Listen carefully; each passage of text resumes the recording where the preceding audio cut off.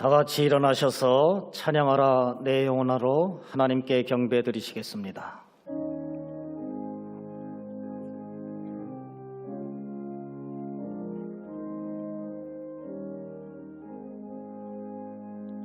찬양하라 내 영혼아, 찬양하라 내 영혼아, 내 속에 있는 것들아 더 찬양하라.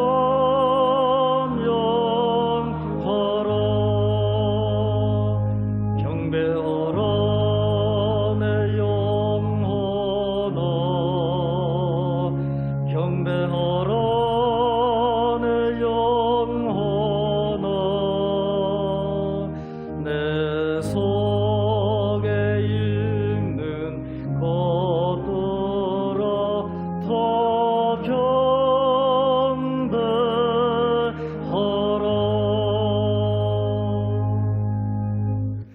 다 같이 오르간 반주에 맞추어서 묵상 기도 드리시겠습니다.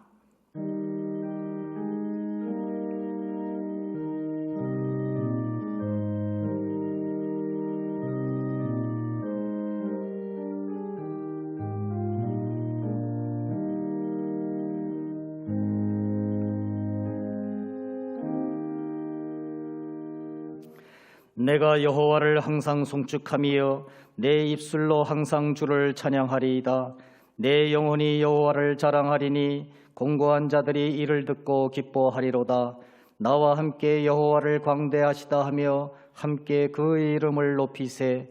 내가 여호와께 간구하며 내게 응답하시고 내 모든 두려움에서 나를 건지셨도다.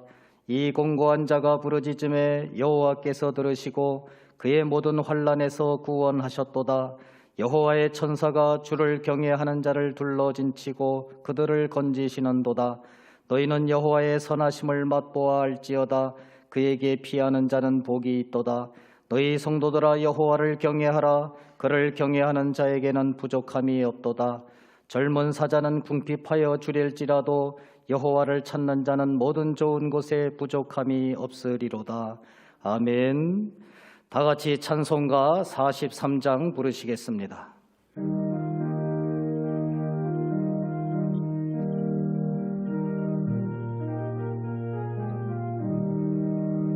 즐겁게 안식할 날, 반갑고 좋은 날, 내 마음을 편케 하니 즐겁고 기쁜 날, 이 날에 천하 만민 다 보좌 앞에서 참되신 삼위일체 다 찬송 부르네. 이 날에 하늘에서 새 양식 내리네. 성회로 모이라고 종소리 울리네. 복음의 밝은 빛은 온 세상 비치며 또 영생물이 흘러 시원케 하시네. 일주일 지킴으로 새 은혜 입어서 영원히 쉬는 곳에 더 올라갑시다. 성부께 찬미하고 성자와 또 성령 참되신 삼위일체 다 찬송 부르네.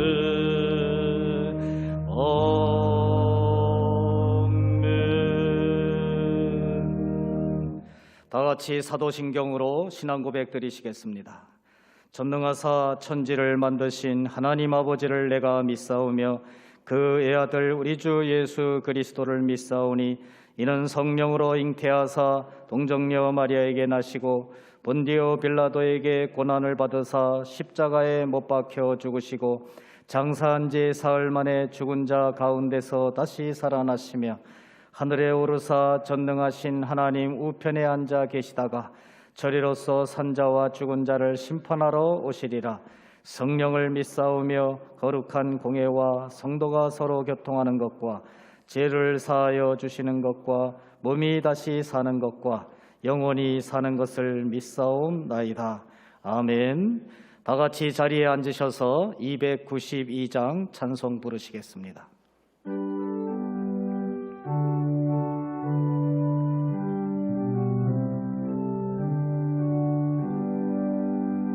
주 없이 살 수 없네 죄인의 구주요 그 귀한 법의 피로 날 구속하소서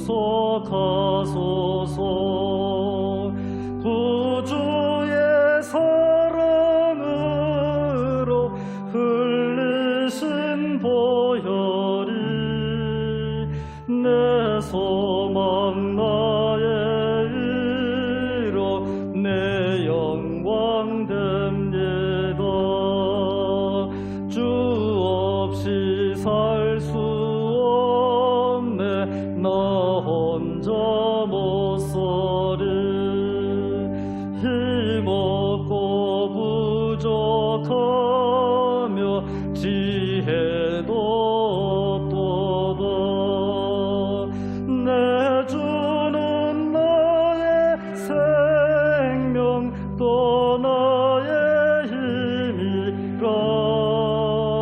주님을 의지하여 지혜를 얻으리. 주 없이 살 수 없네 내 주는 아신다. 내 영의 깊은 간구 마음의 소원을 주밖에 나의 마음 네 알아주리요. 내 마음 위로하사 평온케 하시네.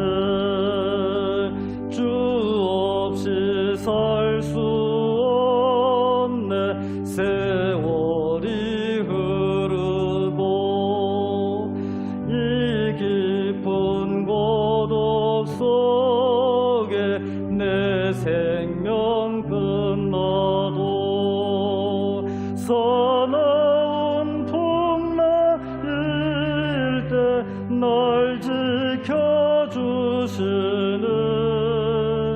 내 곁에 계신 주님 늘 힘이 되시네.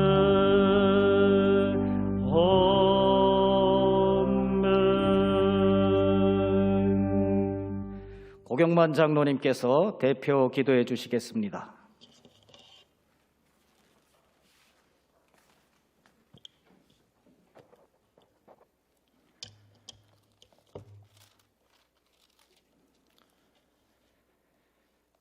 믿는 자의 소망이 되시며 우리의 구원자가 되시는 전능하신 여호와 하나님 아버지, 오늘도 저희를 사랑하여 주시고 인도하여 주셔서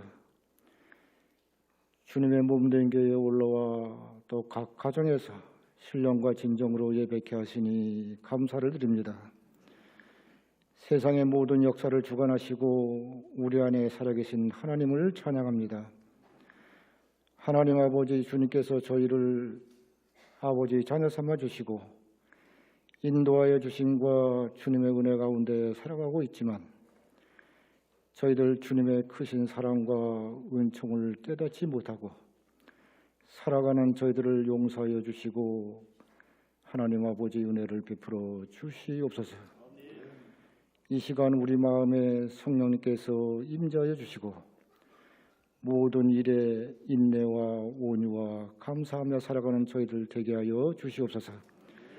사랑의 주님, 우리가 곤고하고 험난한 이 세상을 살아갈 때에 우리의 힘과 세상의 것들을 의지하지 않게 하시고 오직 길이요 진리요 생명이 되시며 죽은 자를 살리시는 하나님만을 의지하는 저희들 되게 하여 주시옵소서.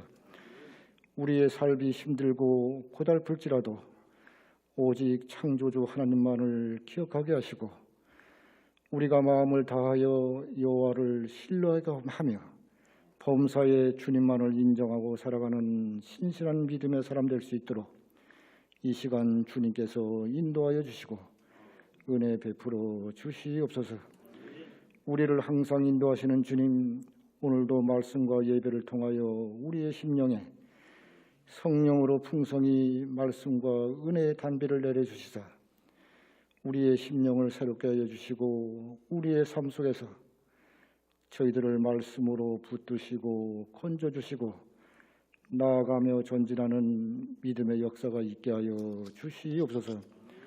하나님 아버지, 마음은 원이지만은 정신적 육체적 곤감으로 말미암아 예배에 올라오지 못한 주님의 자녀들, 지금 이 시간 어느 곳에 있든지 주님 찾아가 주시어 그 마음 속에 평안함과 강건함 주시고 힘 주시고 주님의 음성을 들려주시어 성령님 임재한 가운데 아픔과 상처난 곳 싸매어 주시고 어루만져 주시사 치유와 회복이 있게 하여 주시옵소서.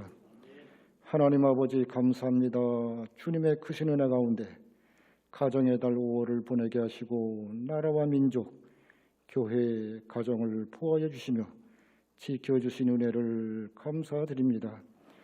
주님의 은혜와 사랑 가운데 올해 모든 사역이 은혜 가운데 풍성히 진행되게 하시고 풍성함으로 채워주심을 감사드립니다.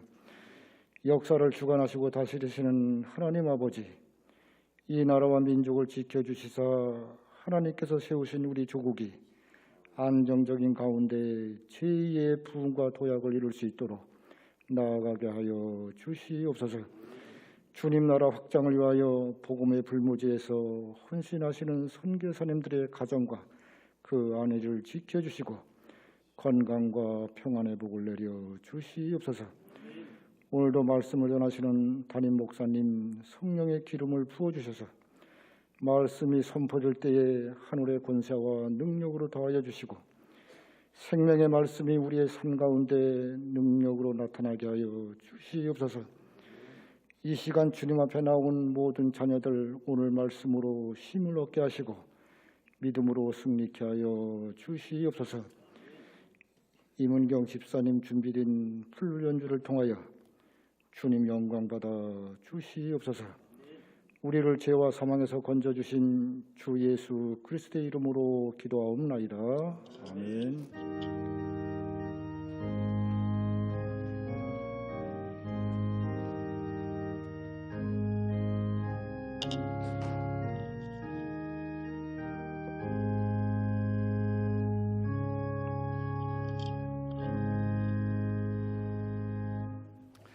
하나님의 말씀을 봉독해 드리겠습니다. 하나님의 말씀은 에베소서 5장 33절입니다.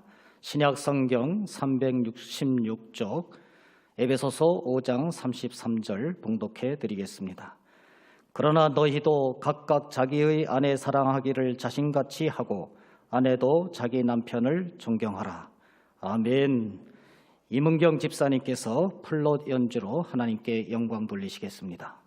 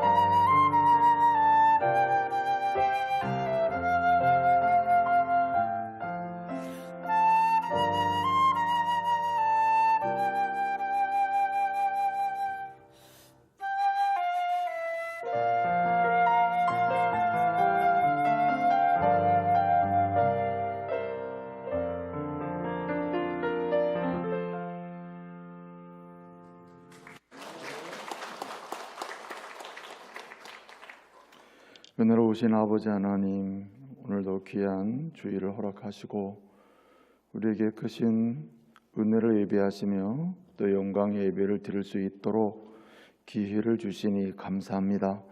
부르신 하나님 영광 받으시고 또 우리에게 주시고자 하신 예비된 은혜로 각각 한 사람 한 사람의 필요에 맞게 은혜를 주시되 더욱더 믿음으로 인생길을 걸어갈 수 있는 용기도 주시고 또 하나님께서 기뻐하시는 가정을 세우고자 하는 열망도 주시며 주님이 허락한 삶의 목적을 능히 이루어갈 수 있는 비전도 허락해 주시옵소서. 이 시간 육체의 연약함과 관계의 연약함과 또 삶의 여러 여정에서 무너진 일로 고통하며 올라온 가족도 있사오니 주님께서 은혜를 더하사 고칠 것 고치시고 치료할 것 치료해 주시고 회복시킬 것 회복시키셔서 더욱더 담대함으로 주의 이름 높이고 세상을 축복하는 복된 삶을 살 수 있도록 은혜를 주옵소서. 예수님의 이름으로 기도하옵나이다. 아멘. 할렐루야. 오늘도 거룩한 주일을 기억하시고 또 허락한 날을 감사하면서 올라오신 우리 믿음의 가족을 축복합니다. 오늘 말씀을 통해서 은혜 받으시고 함께 주님을 높이며 그 은혜로 새로운 삶을 시작할 수 있는 놀라운 시작 또 출발이 되기를 바랍니다. 우리 좌우 옆 사람 서로 축복하고요. 예배 함께하는 우리 가족들 축복하겠습니다. 말씀의 은혜 받으십시오. 이렇게 축복하겠습니다. 건강한 사회는 건강한 가정을 기초로 한다는 말은 흔히 듣는 말이지만 진리 중에 진리입니다. 그리고 건강한 가정은 건강한 부부에 기초한다. 이것 또한 굉장히 성경적인 진리에 기초한 명제입니다. 그렇습니다. 건강한 사회를 보면 건강한 가정들이 있고요. 또 건강한 가정 속에는 또 건강한 부부가 존재한다는 것, 이것도 우리가 다 아는 사실 아닙니까? 성경은 하나님께서 세상 모든 만물을 창조하시고 그 모든 만물을 창조하신 후에 최종적으로 사람을 만드셨는데 사람을 그냥 만들어 놓으신 것이 아니라 가정을 세우신 것으로 말씀하고 있습니다. 그래서 전능하신 하나님께서 세상 가운데 하나의 기관으로 세운 최초의 신적인 기관이 있다면 바로 가정입니다. 가정은 창조의 최종적 아름다운 하나님의 창작품 내지는 걸작품이다. 이렇게 말씀을 드릴 수가 있습니다. 그래서 하나님께서는 이 가정을 세우시되 그 가정의 아름다운 부부, 행복한 부부를 세워놓으심으로 하나님의 창조 세계를 하나님의 아름다운 세계로 계속 가꾸어 갈 수 있는 그러한 역할을 하도록 하신 것입니다. 그래서 우리는 하나님의 사람들로서 이 행복한 이 아름다운 부부가 되도록 힘써야 하고 그렇게 아름다운 부부, 행복한 부부가 됨으로써 하나님께서 목적하신 바 하나님 나라를 확장하고 세계 가운데 하나님의 영광을 선포하고 하나님 되심을 선포하는 그런 아름다운 부부 가정의 역할을 감당할 수가 있어야 하겠습니다.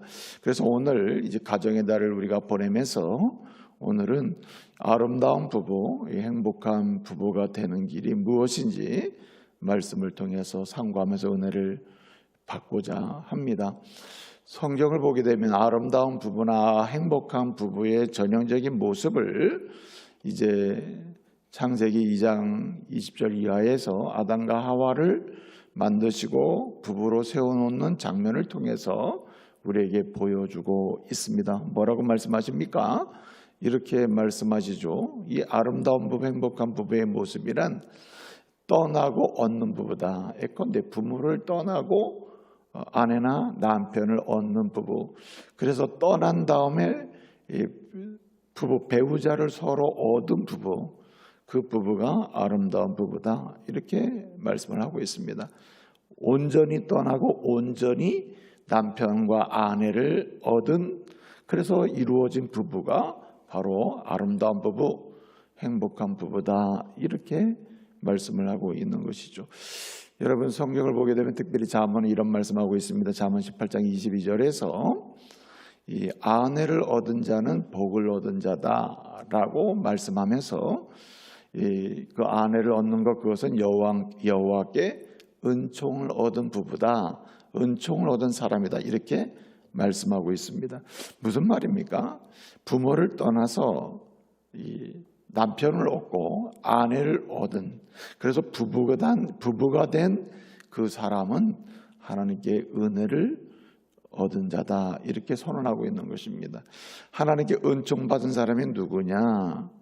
부모를 떠나서 아내를 얻고 남편을 얻은 사람, 그래서 부부가 된 사람, 그 사람은 바로 은총을 얻은 자다, 이렇게 말씀하고 있는 것이죠. 그 모습이 하나님 보시기에 아름다운 모습이고 하나님 보시기에 이렇게 행복한 부부의 모습이다, 이렇게 말씀해 주고 있는 것입니다. 또 뿐만 아니라 이렇게 남편을 얻고 아내를 얻은 이후에 그냥 있는 상태는 아름답지 않다. 얻은 이후에 남편을 얻고 아내를 얻은 다음에 이렇게 한 몸을 이룬 부부가 아름다운 부부다, 이렇게 말씀을 하고 있습니다.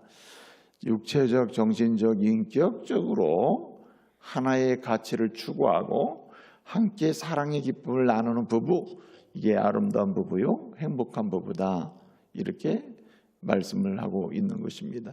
그래서 항상 둘로 존재하는 게 아니라 하나로 존재하는 부부, 이 부부가 아름다운 부부라는 말입니다. 그래서 이 상태를 가리켜서 이 아담은 하와를 보고 창세기 2장 23절을 보면 뭐라고 말씀하고 있습니까?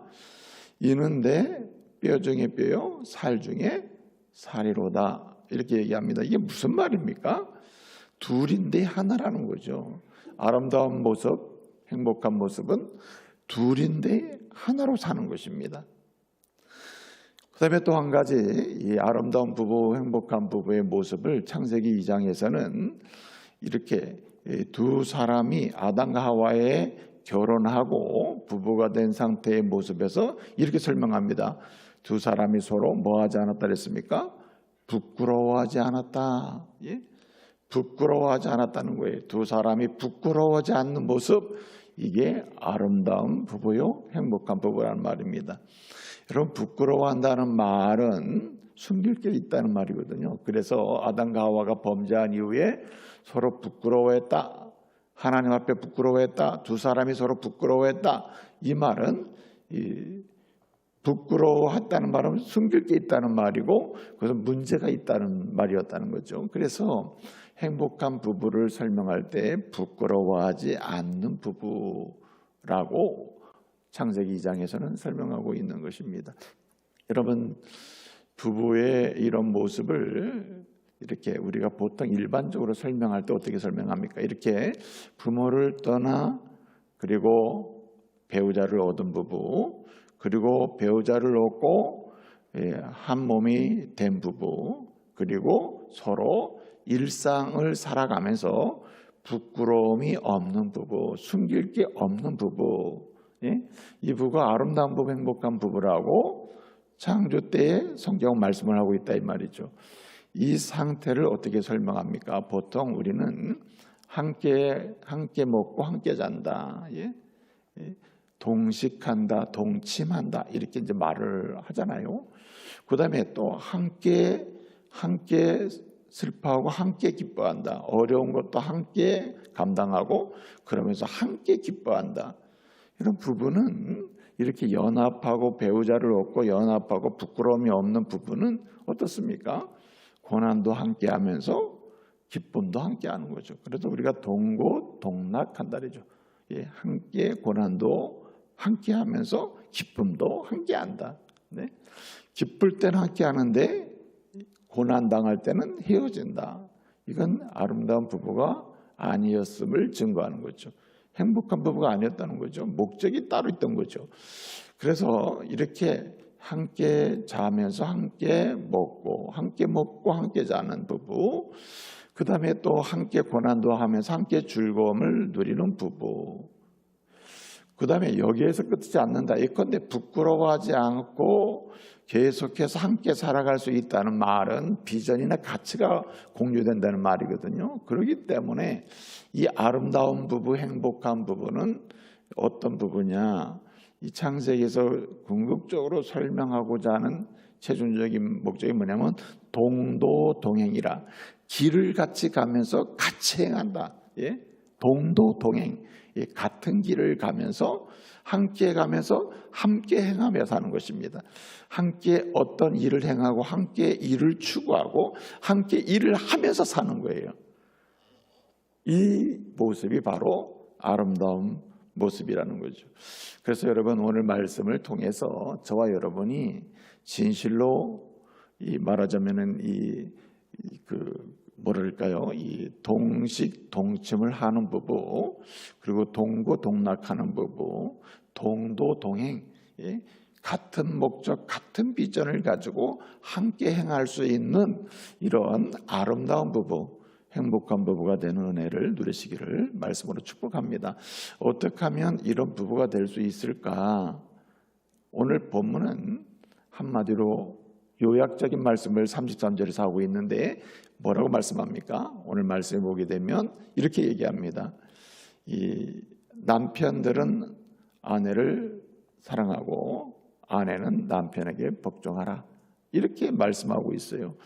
이렇게 아름다운 부부, 행복한 부부가 한마디로 동식 동침하고 동시에 동고동락하며 동도동행, 같은 길을 가면서 같은 일을 추구하고 행하는 이런 아름다운 부부, 행복한 부부가 되기 위해서는 어떻게 해야 되느냐? 남편은 아내를 사랑하고 아내는 남편에게 복종. 본문에서는 경애라는 말을 이렇게 표현했습니다. 존경해라. 남편을 존경하고 아내는 존경하고 남편은 아내를 사랑하는 길밖에 없다. 이렇게 말씀하고 있습니다. 근데 여기 오늘 그러나라고 했어요. 그러나 오늘 33절에서는 그러나로 정리를 하고 있습니다. 그러나라는 말은 정반대처럼 하고 있는 말씀처럼 보이지만 오늘 이 본문에서 이 그러나라고 하는 이 표현은 원문상으로는 요약하면이란 뜻입니다. 요약하면, 정리하면, 최종적으로 정리하면 이런 뜻입니다. 본문은 22절부터 시작된 말씀이에요. 22절 보면 아내들아 말씀했고 25절 보면 남편들아 말씀했으며, 그리고 오늘 33절에서는 요약하면 이렇게 말씀하고 있는 것입니다. 근데 여러분, 오늘 22절부터 33절까지 아름다운 부부, 행복한 부부가 되는 길을 설명하고 있는데 전부 11절로 되어 있습니다. 11절. 22절부터 33절까지니까 11절로 되어 있잖아요. 11절로 되어 있는데 아내들아 라고 할 때는 세 구절을 설명했습니다. 그런데 남편들아 라고 할 때는 나머지 구절이 다 남편들과 관계가 있습니다. 그 말은 남편이 그만큼 중요하다는 말이에요. 아름다운 부부, 행복한 부부가 되는 데 있어서 누구의 역할이 그만큼 중요하냐? 남편의 역할이 중요하고, 책임으로 따지면 남편의 책임이 그만큼 중요하다는 말입니다. 또 이 남편의 책임이 큰 만큼 그만큼 아내가 남편에 대해서 인정해 줄 부분도 그만큼 크다는 말이죠. 그런데 오늘 이렇게 남편과 관련된 말씀을 길게 설명했는데 그 핵심은 무엇입니까? 한마디로 그리스도와 교회의 관계 속에서 남편과 아내의 관계를 설명하고 있는 것입니다. 그래서 오늘 이 아름다운 부부, 행복한 부부, 한마디로 진실로 동식하고 동침하며 진실로 동고동락하며 진실로 동도동행하는 이런 아름다운 부부, 행복한 부부가 되려면 세 가지의 길이 있다는 것을 오늘 말씀을 보여줍니다. 그 첫 번째 길이 뭐냐면 그리스도를 경외하는 부부가 될 때에 아름다운 부부가 된다는 말입니다. 그래서 22절 말씀을 시작할 때에 22절 말씀을 시작할 때 이 5장 22절부터 6장까지 모든 말씀을 해석할 수 있는 열쇠를 먼저 하나 줍니다. 그 열쇠가 바로 21절입니다. 5장 21절이 5장 22절부터 6장까지 있는 그 모든 관계거든요. 모든 인간관계에 관한 이야기인데 인간관계를 아름답게 하는 모든 키가 21절에 있습니다. 21절이 바로 모든 관계, 아름다운 관계, 행복한 관계를 열어갈 수 있는 키를 제공합니다. 사실은 그래서 22절부터 오늘 33절까지는 부부의 아름다운 모습, 행복한 모습이라면 또 6장 1절부터 넘어가면 나머지는 다른 부부 관계 이외의 다른 모든 관계의 아름다운 관계, 행복한 관계를 설명해야 하는 거예요. 마찬가지로 오늘 행복한 부부, 아름다운 부부가 되는 길이 뭐냐?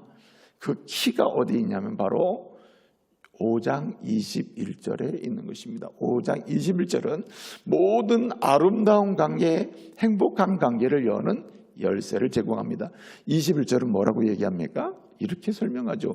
그리스도를 경외함으로 피차 복종하라. 키는 어디에 있냐면은 복종하는 데 있는 게 아니라 뭘 함으로 가능해요? 그리스도를 경외함으로 가능하다는 말입니다. 그래서 이 이야기를 남편들아 아내를 사랑하라. 마치 주님이 교회를 사랑하는 것처럼 그렇게 사랑하라. 주님이 자기 몸을 내어준 것처럼 사랑하라. 이렇게 이야기하고 있는데 그 주님과 교회의 관계를 가지고 설명한다는 거예요. 무슨 말입니까? 교회는 어떻게 합니까? 교회는 누구를 섬기는 겁니까? 그리스도를 섬기는 거거든요. 그리스도를 경외하는 사람들의 모임이 교회란 말이에요. 아름다운 교회는 어떤 교회입니까? 예수 잘 섬기는 교회가 아름다운 교회입니다. 마찬가지로 아름다운 교회의 작은 교회가 가정인데 그 아름다운 가정, 아름다운 부부의 그 출발은 어디 있습니까? 예수 잘 섬기는 부부입니다. 사랑하는 성도 여러분, 그래서 부부의 관계에 문제가 있을 때 우리는 먼저 무엇을 확인해야 되냐면 내가 그리스도를 진실로 경외하고 있는지를 잘 파악을 하고 생각해 보아야 한다는 말입니다. 그리스도를 경외하는 그 정도가 부부의 관계의 정도로 간다는 것이 오늘 사도 바울이 에베소 교회 성도들에게 말씀하는 가장 근본적인 말씀이라는 거죠. 부부의 아름다운 관계가 확장되고 있느냐의 문제는 주님을 경외하는 신앙의 성숙함이 더해지고 있느냐의 문제이고 부부의 아름답고 행복한 관계의 확장은 어디에 걸려 있다는 말입니까? 그리스도를 섬기는 신실하고 순결한 신앙이 성장하고 있느냐의 문제라는 거죠. 여러분 보통 우리가 자기가 교제를 하잖아요. 우리가 결혼하기 전에 교제를 한다. 우리가 부부가 된다. 이렇게 되면 자기의 남편이나 아내를 우리가 보통 님이라 그래요. 님을 사랑한다. 님. 한글로 할 때 그런다. 님. 예?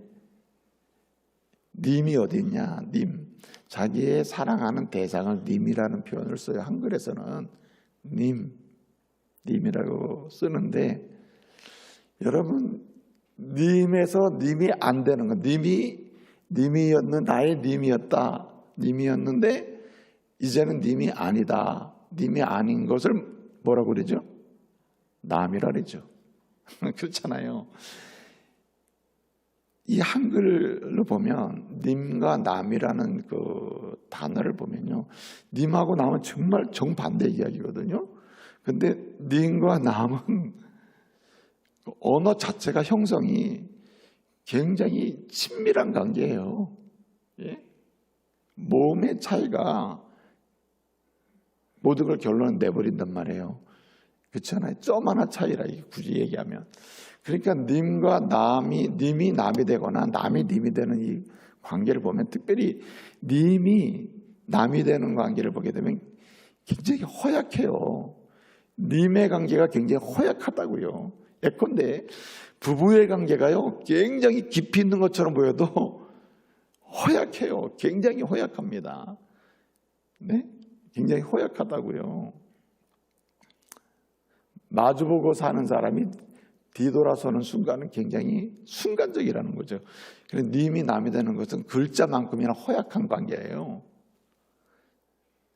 그러니까 부부관계가 굉장히 허약하다니까요.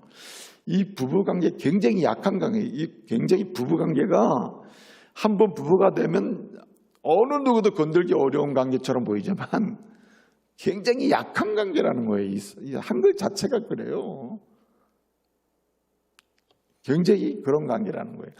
그렇기 때문에 이 부부관계, 님의 관계가 굉장히 한번 그렇게 부부가 되고 님이 되고 나의 님, 너의 님 이렇게 되잖아요. 그러면 누구도 흔들 수 없는 관계처럼 보이지만 굉장히 허약하다. 이 허약한 관계가 깊이 있고 힘 있는 관계가 되려면 어떻게 되느냐? 두 사람이 그리스도를 경외할 때 가능하다는 거예요. 그래서 그리스도 없는 부부는요, 순간에 깨질 수 있는 허약한 그런 기반 속에 있다는 거예요. 그 백그라운드가 어떠냐? 굉장히 허약하고 약함 속에 부부가 놓여 있다는 거예요. 그렇기 때문에 이 약한 부부의 관계가 강하고 흔들림이 없고 깨지지 않는 강력한 아름다운 부부의 행복한 부부의 관계가 되려면은 그리스도를 붙잡아야 할 줄로 믿으시기 바랍니다. 예수밖에는 없는 것입니다. 그래서 오늘 바울은 얘기하는 거예요. 5장 21절에서 누구를 경외함으로? 그리스도를 경외함으로 그 다음에 인간관계를 맺으라는 말입니다. 그래서 제가 성경적인 관계의 우선순위가 있다. 사람이 살아가면서 관계를 맺고 살잖아요. 사람을 만나지 않거나 사람과 관계를 맺지 않고서는 사람이 인생을 살 수가 없단 말이에요. 그래서 관계를 맺어야 되는데 내가 누구랑 관계를 맺고 살아야 되느냐 할 때에 성경은 관계의 순서를 알려줍니다.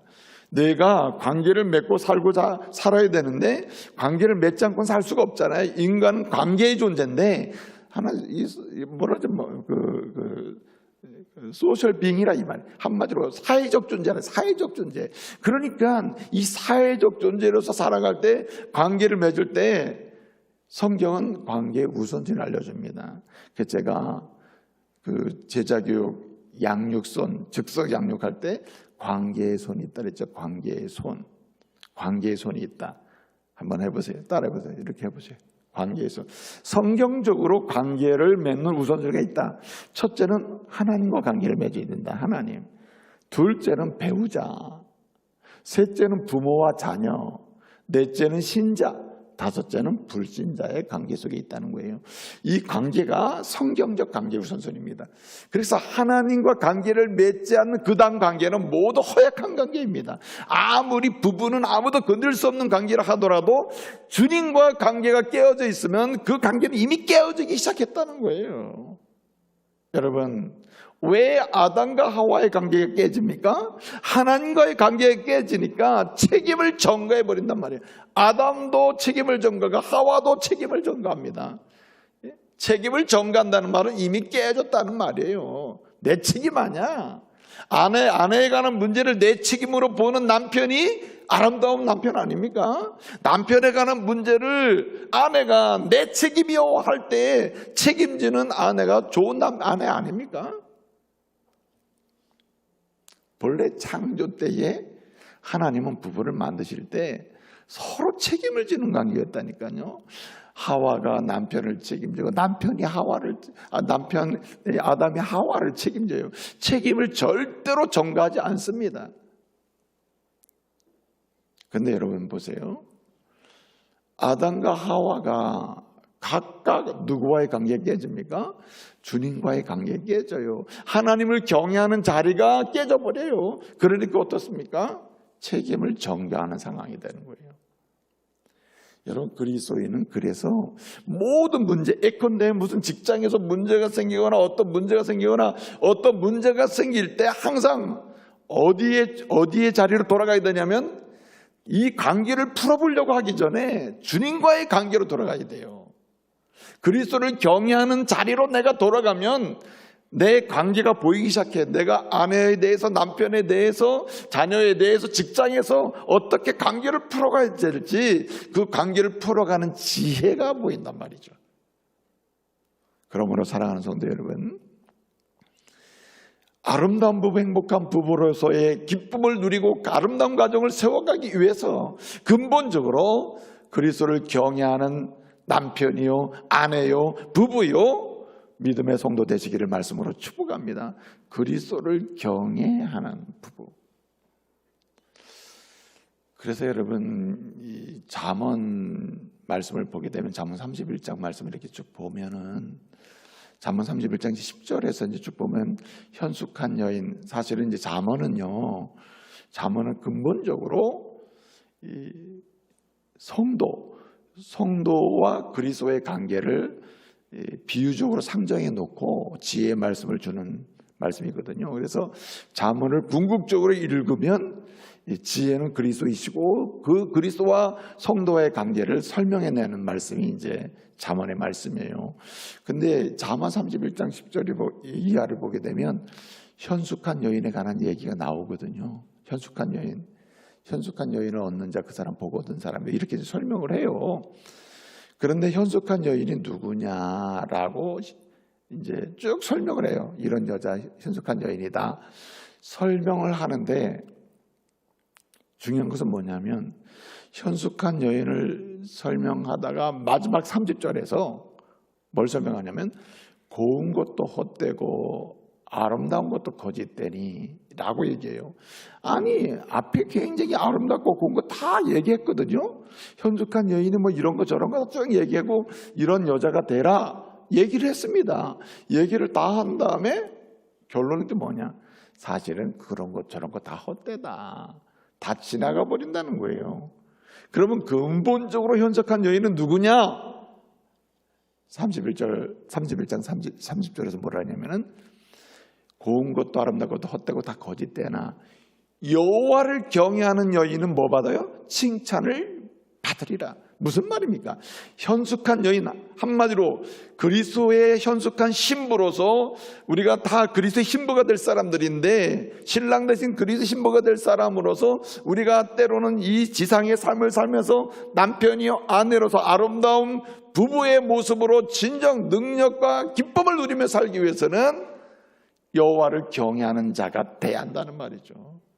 그리스도를 경외하는 사람이 아름다운 남편이요, 아름다운 아내요, 아름다운 부부가 될 수 있다는 말입니다. 그러면 여러분, 모든 관계의 문제가 마찬가지인데 가정의 문제 중에 부부의 문제를 풀어가려고 할 때 그 시작을 어디로 가야 되느냐? 그리스도를 경외하는 자리로 가야 할 줄로 믿습니다. 그래서 그리스도를 경외를 잘하는 부부가 되려면은 근본적으로 두 가지를 잘해야 돼요. 하나는 성령 충만해야 되고 하나는 말씀 충만해야 됩니다. 이 에베소 6장 11절을 보게 되면 전신갑주를 11절 한번 볼까요?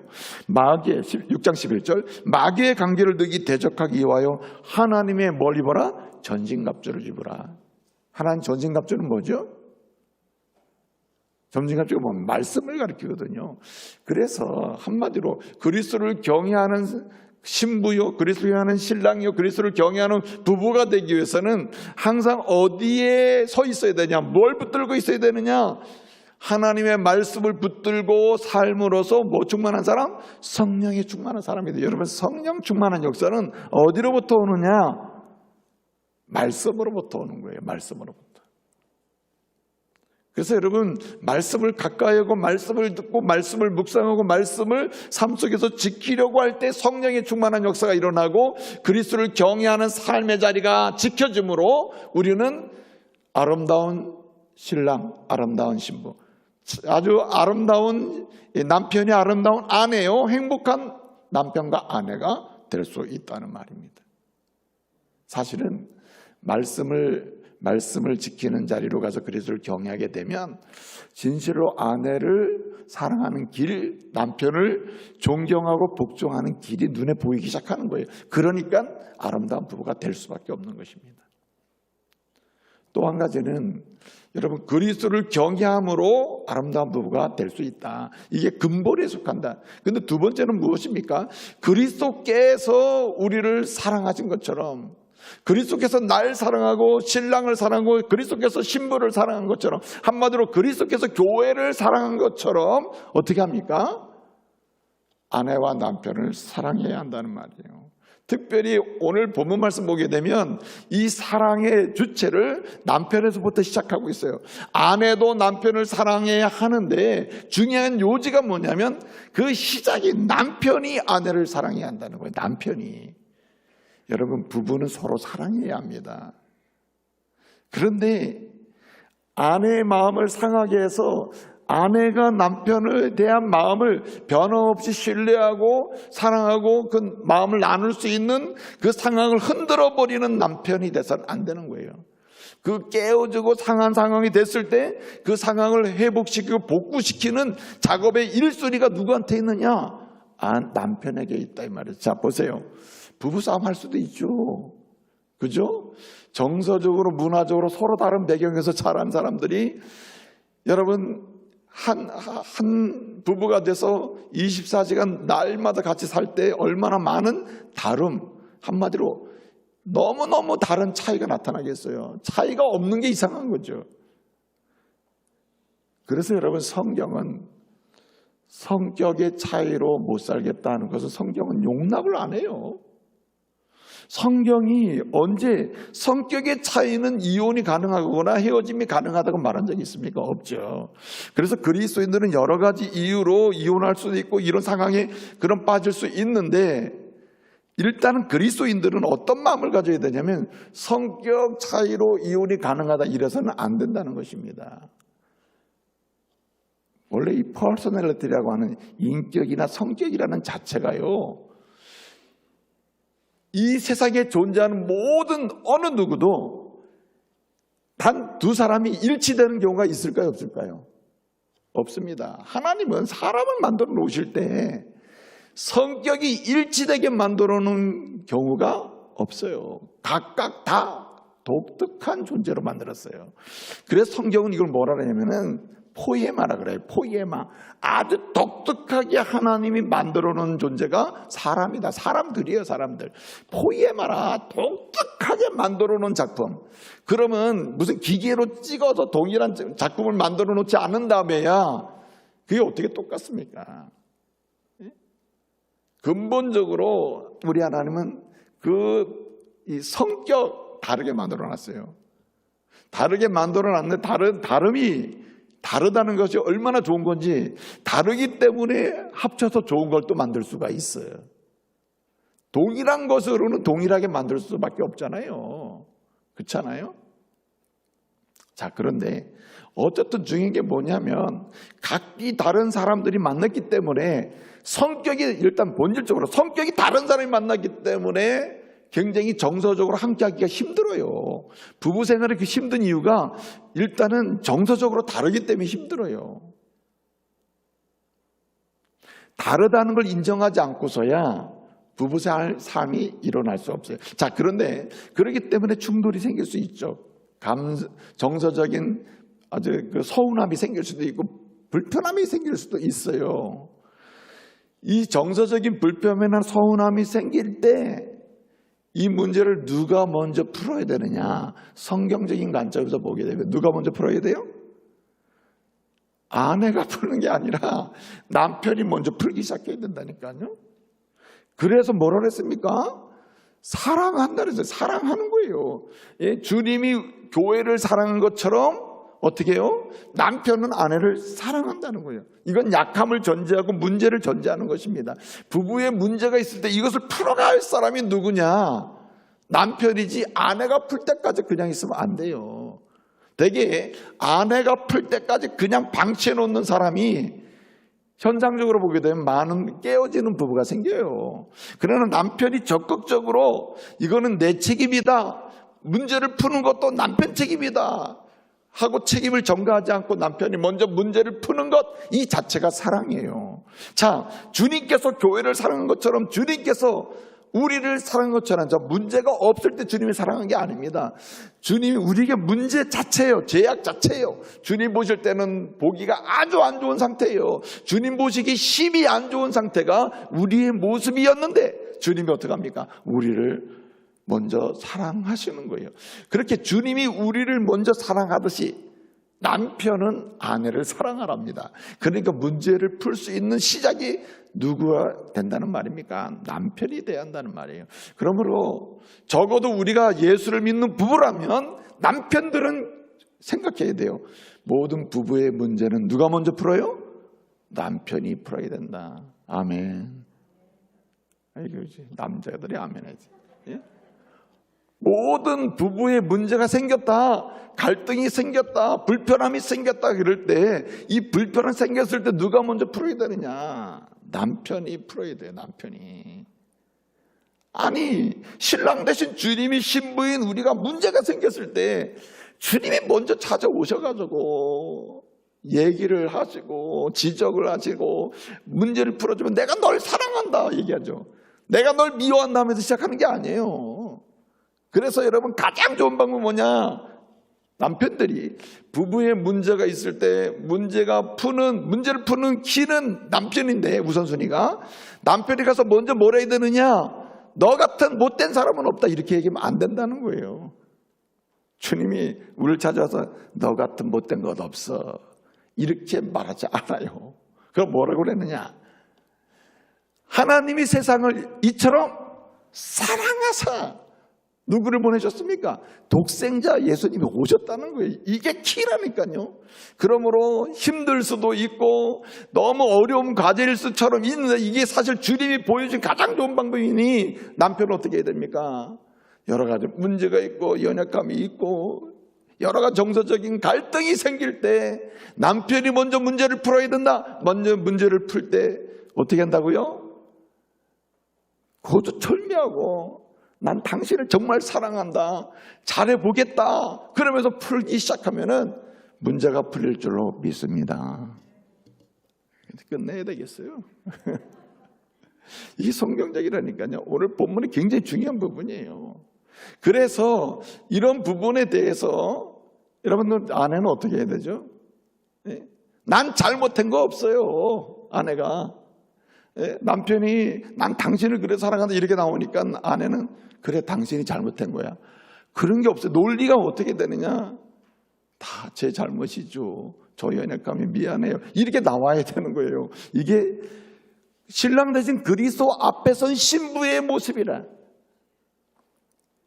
여러분, 신랑 대신 그리스도 앞에서 신부들의 모습이 어떻습니까? 나같이 예쁜 사람이 있습니까? 나같이 잘난 사람이 있어요? 데려와 보세요. 나같이 잘한 사람. 이래서는 안 되는 거예요. 아무리 잘해도 부족함을 인식하고 다 주님의 은혜라고 하면서 남편을 존중해야 하는 것이죠. 그래서 여러분, 오늘 말씀을 보게 되면은 이 아내를 남편이 살아갈 때 이렇게 선제적으로 먼저 시인하고 인정하며 찾아가며 이 사랑을 표현할 때 아내들은 어떻게 된단 말입니까? 아내는 남편을 멸시하면 안 되는 거죠. 그래서 남편에 대한 아내의 사랑이란 일단 인정에서부터 시작되는 거예요. 인정에서부터. 여러분 보세요. 사울의 딸 미갈 말입니다. 다윗의 아내였죠. 다윗이 얼마나 하나님의 말씀으로 인해서 기뻐하고 즐거워했습니까? 감동하잖아요. 행복해하잖아요. 네? 그래서 그 법궤가 들어올 때 막 춤을 추고 뛰놀고 여호와 앞에서 춤을 췄다 그랬습니다. 이 모습을 보고 아내가 뭐라 그랬죠? 그 심중에 멸시했다. 여러분 보세요. 아내와 남편이 서로를 사랑해야 합니다. 사랑해야 되는데 주님이 날 사랑하신 것처럼 사랑해야 되는데 그 요지가 뭐냐? 이 아내 입장에서 보게 되면 심중에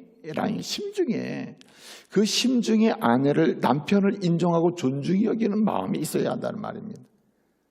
그래서 여러분 그리스도인은요 늘 우리가 기도해야 하는 이유가 어디 있냐면 순결한 마음으로 남편이나 아내를 사랑해 달라고 기도해야 됩니다.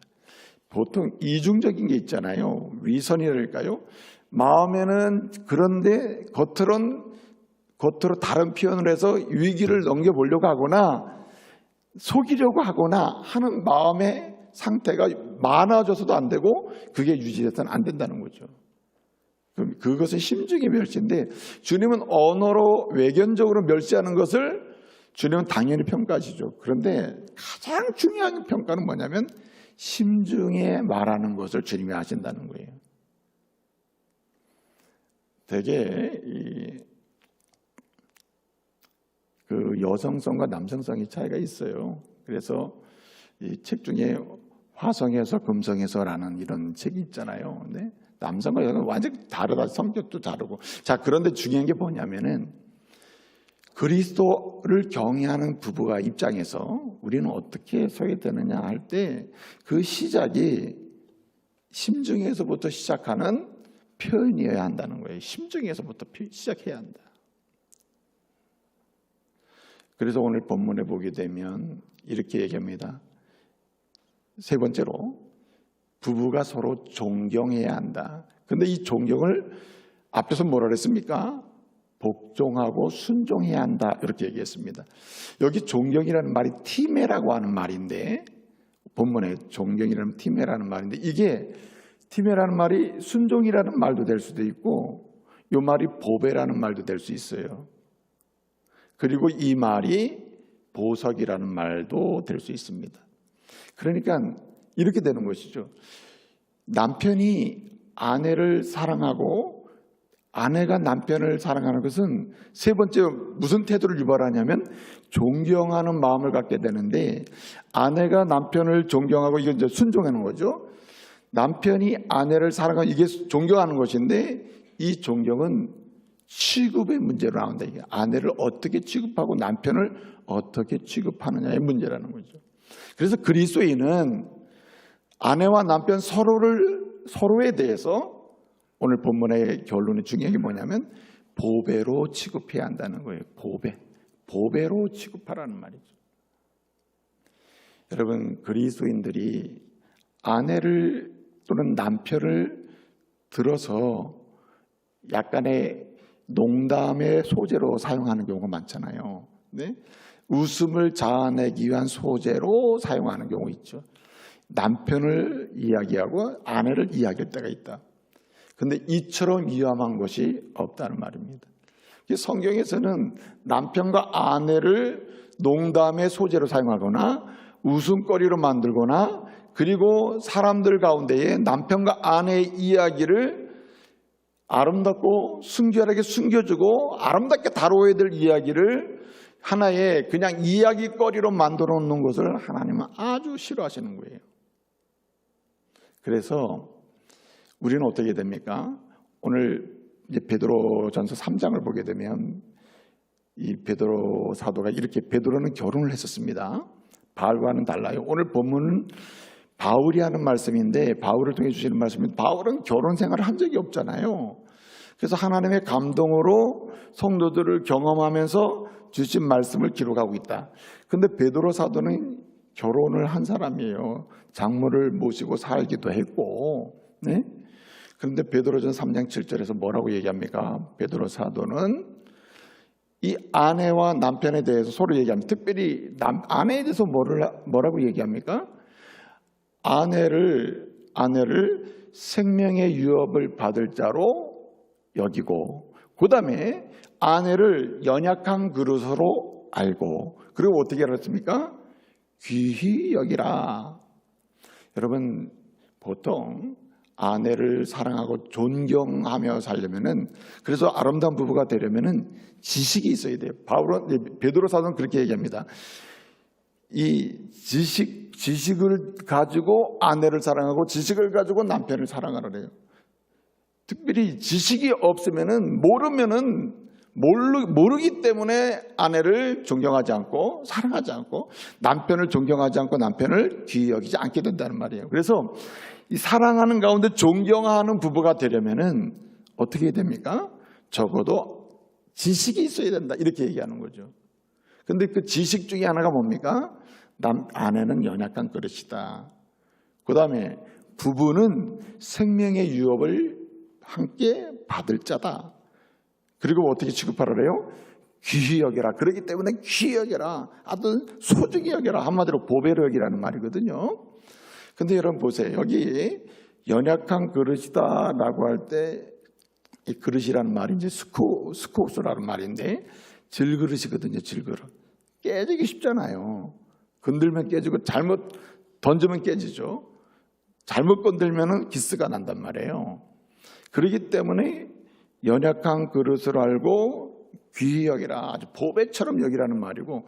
자, 근데 역설 아닙니까? 질그릇 같은 것을 보배로 여긴다. 원래 보배로 여기려면 금그릇이나 은그릇이나 뭐 어떤 보석으로 되어 있는 그릇에 이게 귀한 보석이 되는 거 아니에요? 그런데 질그릇 같은 연약한 그릇인데 그거를 보석으로 여기라는 거예요. 왜 그렇습니까? 왜 보석으로 여기라고 얘기해요? 알아야 될 지식이 뭐라 했습니까? 함께 생명의 은혜를 나눌 사람이기 때문이다. 이렇게 얘기했습니다. 사실은 여기 본문에 보게 되면 아내들아 남편에게 복종하라 그랬습니다. 이 복종하라는 말을 들으면 지배하고 다스리고 다스리는 대로 따라오라는 개념처럼 들리는데 그렇지가 않아요. 오늘 존경하라는 말로 끝을 맺는 이유 중에 하나가 뭐냐면 여기 복종하라라고 말하는 이 말 속에는 남자들로 하여금 지배해서 막 마음대로 통치해버리라는 오해를 불러일으킬 수 있잖아요. 근데 그게 아닙니다. 오히려 아내의 복종, 순종은 남편들로 하여금 뭘 하게 만드냐면은 아주 보배처럼 여기고 약함을 인정하면서 귀하게 여기는 것을 얘기해요. 그래서 여기 생명의 은혜를 함께 나눌 사람이라는 말은 하나님 앞에서 동등하다는 거예요.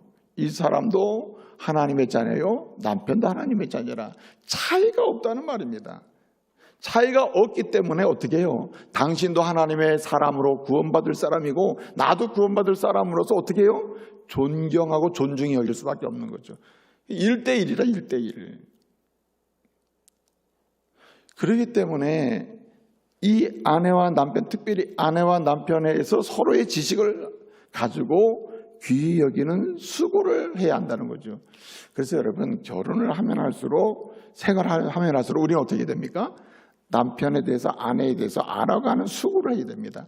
내 아내가 무엇을 좋아하는지, 내 남편이 무엇을 싫어하는지, 어떤 것을 소원하고 어떤 비전이 있는지, 어떤 유형의 취미를 가지고 있는지, 어떤 음식을 좋아하고 어떤 음식을 좋아하지 않는지 예를 들어 보는 거예요. 지식이 부유할수록 존경할 수 있고 귀히 여길 수가 있는 것이죠. 물었답니다. 인생 40년을 살고 부부생활 40년을 하고 아내가 제일 싫어하는 게 무엇입니까? 제일 좋아하는 게 무엇입니까? 라고 했더니 대답을 못했네. 대답을. 이 말은 뭐냐? 그만큼 부부가 생활이 어려웠다는 얘기죠. 남편이 정말 좋아하는 게 무엇이고 소원하는 게 무엇이었는지 물을 때 대답을 할 수 없으면 그만큼 부부의 삶이 힘들다는 말이 아니겠어요? 부부가 서로 알수록 어떻습니까? 존귀 여기고 귀히 여길 수가 있는 것이죠. 이제 말씀을 마치겠습니다. 여러분, 아름다운 부부, 행복한 부부는 어떤 부부입니까? 함께 먹고 마시며 함께 생활하고 함께 고난을 감당하면서 함께 기뻐할 수 있는 부부이고 함께 하나님이 주신 인생의 여정을 걸어가면서 하나님이 좋아하시는 것을 함께 행하며 사는 부부가 아름다운 부부란 말이죠. 이런 부부가 되는 길이 무엇입니까? 오늘 말씀은 그리스도를 잘 섬기는 것이다. 그 가운데 주님이 날 사랑하신 것처럼 아내와 남편을 서로 사랑하는 것이고 주님이 나를 보배로 취급하신 것처럼 아내와 남편을 서로 보배롭게 아주 보석으로 여기면서 귀하게 취급하는 것이다. 이 사실을 기억하시고 아름다운 법으로 행복한 법으로 하나님을 높이는 복 있는 가정 세워가시기를 말씀으로 축복합니다. 기도하겠습니다. 은혜로우신 아버지 하나님, 가정의 달입니다. 사회가 흔들리고 나라가 흔들리고 공동체가 흔들리는데 그 근원이 가정이 흔들리고 있음을 저희가 봅니다. 가정이 흔들리면 부부의 흔들림에 있음을 저희가 보면서 다시금 아름다운 부부, 행복한 부부로 세워지게 하여 주시옵소서. 예수님의 이름으로 기도합니다. 아멘.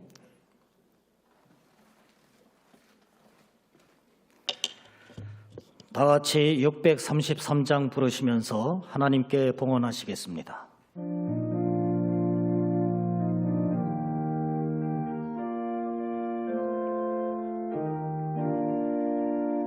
나의 하나님 받으소서. 주께 소리 높여 감사로 주께 드리네. 아멘.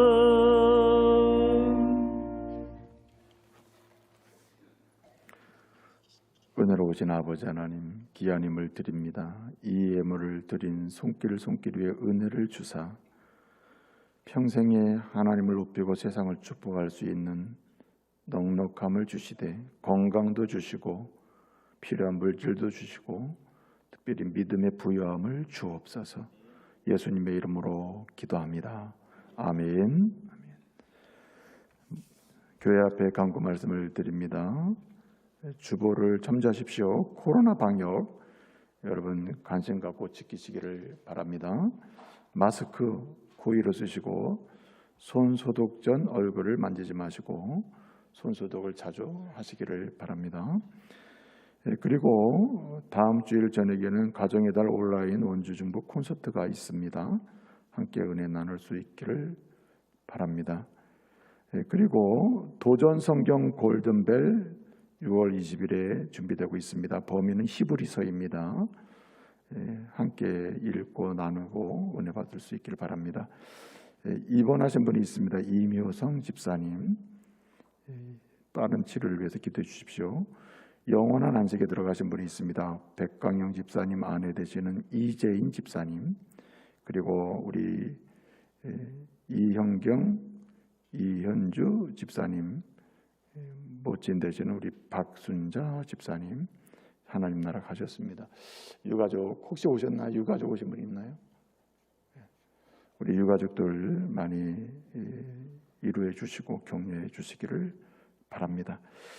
기타 강구는 여러분 주보를 참조해 주시고 6월 13일 주일 저녁에 우리 총회가 주관하는 전국 기도회가 지금 진행 중에 있거든요. 프레어 어게인해서 강원 지역 기도회가 우리 원주 중부교회에서 있습니다. 이 기도회를 위해서 여러분 현장 참여를 하기를 원하시는 분, 저녁 예배 드리기를 원하시는 분들은 교구 목사님께 신청하셔서 자리를 좀 배정 받아야 될 것 같아요. 그날은 외부에서 또 이렇게 목사님들 오시기 때문에 여러분들이 신청하셔서 함께 하시기를 바랍니다.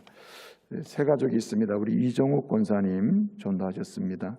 이미영 청년, 그리고 동생 이문철 청년, 지금 혹시 오셨나요? 찬양으로 축복하겠습니다. 4층에 있습니다.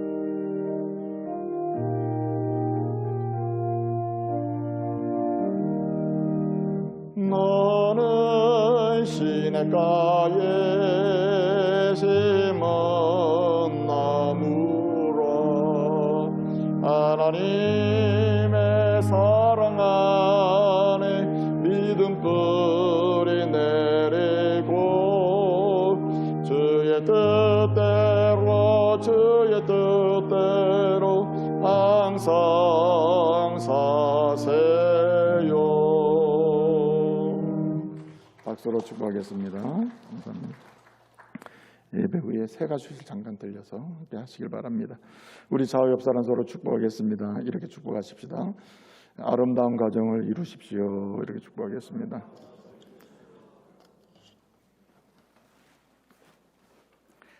다 같이 일어나셔서 620장 결단 찬양 부르시겠습니다.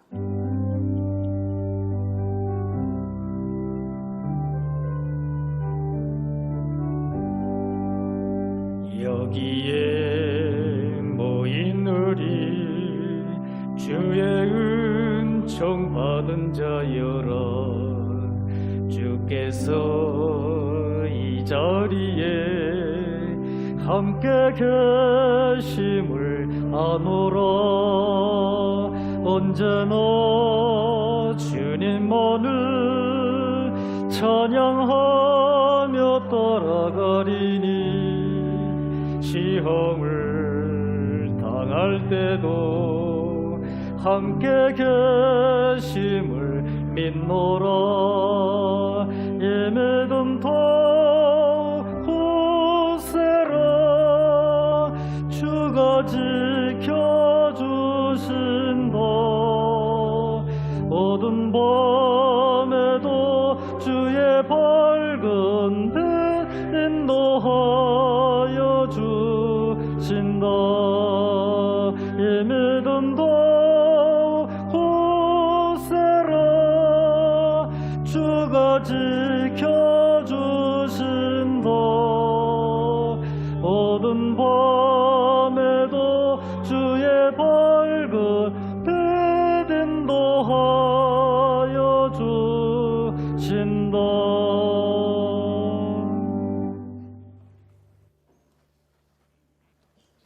지금은 우리 구주 예수 그리스도의 은혜와 성부 하나님의 그 크신 사랑과 성령님의 감동감화 인도 교통하심의 역사가 주신 말씀 그대로 아름다운 부부, 행복한 가정을 건축함으로 하나님께서 허락하신 복된 인생을 살기를 원하는 믿음의 가족들 위해, 성도들 위해, 오늘도 파송받아 헌신한 우리 선교사들 위해 이제로부터 영원토록 함께 있을지어다. 아멘.